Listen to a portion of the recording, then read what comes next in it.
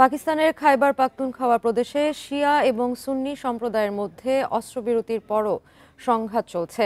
কুররাম জেলায় নতুন করে ১৬ জন নিহত হওয়ার পর প্রাণহানি বেড়ে দাঁড়িয়েছে ১২৪ জনে। এ পর্যন্ত আহতের সংখ্যা ১৭৮ জন।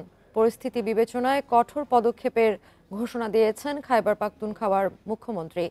অস্ত্র হাতে কাউকে দেখা গেলে তাকে সন্ত্রাসী হিসেবে বিবেচনা করা হবে বলে সতর্ক করেছেন তিনি। কুররাম প্রশাসন বলছে, এক সপ্তাহের বেশি সময় ধরে পেশোয়ার পারাচিনগর সড়ক বন্ধ রাখা হয়েছে। এতে দৈনন্দিন জীবন এবং বাণিজ্যিক কার্যক্রম ব্যাহত হচ্ছে। এছাড়া উত্তেজনাপূর্ণ পরিস্থিতির কারণে ইন্টারনেট ও মোবাইল ফোন পরিষেবা বন্ধ রাখা হয়েছে। এর ফলে স্থানীয় বাসিন্দারা দুর্ভোগের মুখে পড়েছেন। বন্ধ রয়েছে সব শিক্ষা প্রতিষ্ঠান।